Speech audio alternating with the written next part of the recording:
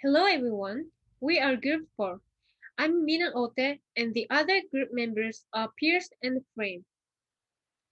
Before starting our presentation, let me ask you a question. Which countries come to mind when you think of coffee? Many people may imagine Brazil or Indonesia as famous coffee countries, but Australia is another country that drinks a lot of coffee and has a unique coffee culture. So today we're going to tell you what the risks are for Australian coffee farmers producing high-quality coffee beans and exporting to Asian markets, especially China and Japan. The purpose of our presentation is to help you understand the risks of exporting coffee beans to Asian markets and to understand situations that coffee farmers may face when they try to expand their market. The main reasons that we have found come under four categories: COVID-19, production cost or labor cost, location, and cultural differences. We will cover these issues one by one.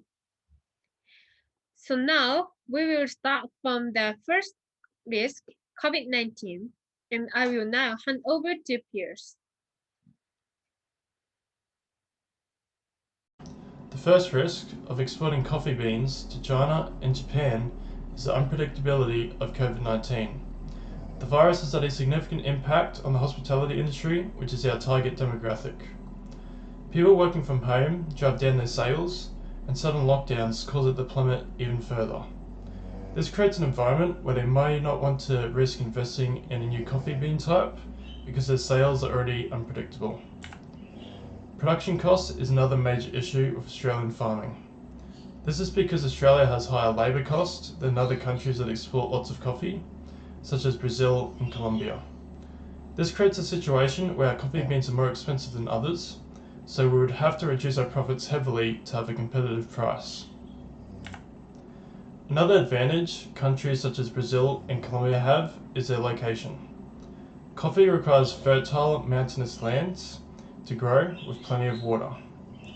The conditions needed are only available in Queensland and northern New South Wales, where farmers must compete for real estate with high competition for these versatile lands, which investors might want to use for other projects such as wineries and housing. A lack of rain from Australia's dry climate also makes it harder to grow. During the coffee season, farmers can see no rainfall until the end of the season, which can affect the drying process required for exporting. This also means they need to purchase water for months, further increasing Australia's already high production cost. The last risk is the culture of the countries we are exporting to, China and Japan. The political climate between Australia and China fluctuates frequently. If they deteriorate, it may result in Australian coffee beans receiving higher tariffs. Meanwhile, Japanese people consume coffee differently from Australians who prefer to drink high quality coffee from a cafe. In Japan, people like to buy coffee from one of the many vending machines offering convenient, cheap coffee, or they can go to a cheap coffee shop such as Starbucks. With Australia's high production cost, it would be hard to meet the demands of Japanese consumers. As expressed throughout the previous slides, there's a considerable amount of risks for a coffee producer to export coffee beans from Australia to other countries around the world. Australian producers may become impacted by the unpredictable risk of the coronavirus. This can negatively impact the exportation of coffee beans due to the reduced produce needed by international consumers. The Australian coffee producers will be competing against other countries' differences in production cost rate. The producers will have to consider the low production cost rate of coffee beans in Brazil and Indonesia, and how their customers will choose coffee producers with cheaper rates due to their inexpensive employment rate. The Australian coffee producers will need to consider other competing coffee countries' climates. The dry soil and sometimes unreliable Australian weather will struggle to compete against Colombian and Brazilian fertile mountains and water supply.